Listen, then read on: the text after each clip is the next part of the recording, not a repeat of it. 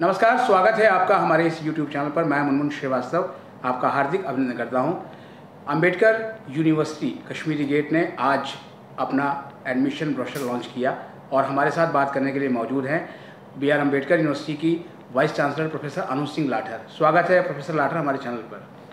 नमस्कार श्रीवास्तव जी।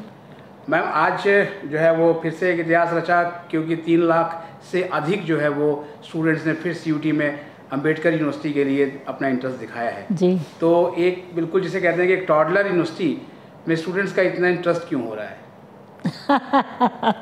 अच्छा, ये जो आपने मेरे से सवाल पूछा है, देखो मैं वाइस चांसलर हूँ तो बहुत अच्छी बातें ही करूँगी। हमारी यूनिवर्सिटी यूनिक है बहुत सारी फ्रंट पे। सबसे पहले तो यूनिकनेस यहाँ से आती है कि हम लोग साइंसेस नहीं ऑफ़र करते, कॉमर्स नहीं ऑफ़र करते, बाकी डिसिप्लिन ऑफ़र नहीं करते। सोशल साइंसेस और ह्यूमैनिटीज़ पे ही हमारा सारा फोकस रहता है। तो एज अ रिज़ल्ट ये है कि क्योंकि टोटल फोकस हमारा ह्यूमैनिटीज़, लिबरल आर्ट्स इस पे रहता है, तो हमारे कोर्सेज़ भी डेवलप होने में बड़े इंटरेस्टिंग हैं, बड़े क्रिएटिव हैं। और उसमें जो टीचिंग मेथडोलॉजी है, पेडागोजी जिसको कहते हैं, वो भी बड़ी इनोवेटिव है। वो इस तरह से इनोवेटिव है कि स्टूडेंट्स जो हैं उन पे फोकस करते हुए कि बच्चे जो हैं वो it is student centric learning.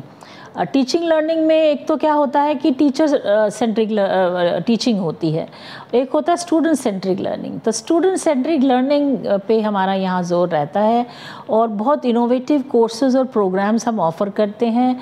Community connect establish करने की कोशिश रहती है हर कोर्स में। फील्ड वर्क हमारे बच्चे करते हैं जा कर के और सीखते हैं। अभी भी कुछ टीम्स हमारी गई हुई हैं अलग अलग आर्कियोलॉजिकल साइट पे, जहाँ वो टीम के साथ मिलके, वो ASI के साथ मिलके कुछ अपना इंटर्नशिप कर रहे हैं। तो इस तरह से हमारे प्रोग्राम बहुत यूनिक हैं। यही कारण है कि हमें इतना प्यार मिलता है पब्लिक से कि हमारी रजिस्ट्रेशंस NTA पोर्टल पे UG प्रोग्राम के लिए हम टॉप 10 में हैं और 7th पोजीशन पे हैं। बाकी बड़ी बिगी यूनिवर्सिटीज़ हमारे से नीचे हैं। हम बहुत बड़ी यूनिवर्सिटीज़ के साथ कम्पीट कर रहे हैं, जबकि हम सिर्फ 15 ईयर्स ओल्ड हैं। इस साल जो है मैम एक नया कोटा भी आपके यूनिवर्सिटी में इंट्रोड्यूस हो रहा है, उसके बारे में बताइए। ये हमने ऑर्फन पॉलिसी बनाई है अनाथ ऑर्फन बच्चों के लिए कि एक सीट हमने उनके लिए रिज़र्व कर दी है हर प्रोग्राम में। ये सुपर न्यूमररी रहेगी। ये सीट सुपर न्यूमररी मतलब जो एग्जिस्टिंग इनटेक है उससे ऊपर रहेगी।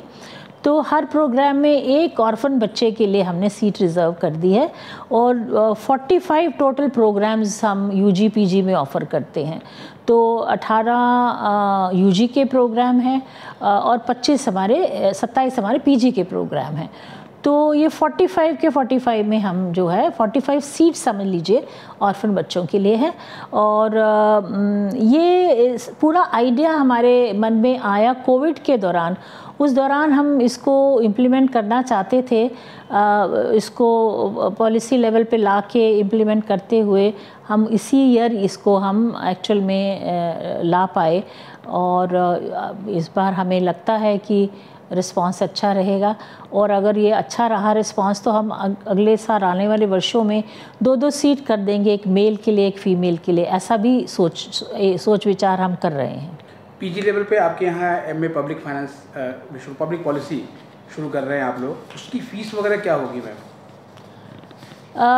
हमारी जो फ़ी डिफरेंशियल्स हैं, हमारे 32,000 की फ़ी चार्ज हम करते हैं। पब्लिक पॉलिसी में शायद फ़ी मैं एग्जैक्ट नहीं बता पाऊँगी, इससे थोड़ी ज़्यादा रहती है क्योंकि ये प्रोफेशनल प्रोग्राम है। तो प्रोफेशनल प्रोग्राम्स की फ़ी हम थोड़ा ज़्यादा रखा करते हैं। ये ऐसा है कि हमारा एक्सपीरियंस बताएगा कि हमें किस तरह के कैंडिडेट्स जो हैं मास्टर्स इस प्रोग्राम में मिल पाएंगे, क्योंकि ये हाईली स्पेशलाइज्ड फील्ड है। हाईली स्पेशलाइज्ड होने की वजह से हमें लगता है कि वर्किंग प्रोफेशनल्स भी आ सकते हैं। तो हम आने वाले समय में स्पॉन्सर्ड सीट्स का प्रोविज़न भी डाल सकते हैं इसमें। ITEP जब शुरू हुआ था तो अम्बेडकर यूनिवर्सिटी को भी आईटेप मिला जी। उसकी परफॉर्मेंस कैसी है मैम? बहुत अच्छी। आईटेप में हमें 100 सीट्स मिली थी, जिसमें 92 पे हम 92 स्टूडेंट्स एडमिटेड हैं। शायद ये नंबर पूरे देश में सबसे लार्जेस्ट है, क्योंकि बाकी यूनिवर्सिटीज़ जो हैं अपनी सीट्स भरने में स्ट्रगल कर रही थी, पर हमारे पास बहुत बड़ा नंबर है ये। तो क्या कारण रहा मैम उसका?